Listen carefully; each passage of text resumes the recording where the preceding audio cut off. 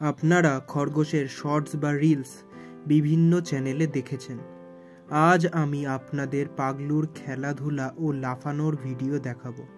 আপনারা যখন কোনো ক্রমে এসেছেন তাহলে এই মধুর দৃশ্য উপভোগ করুন।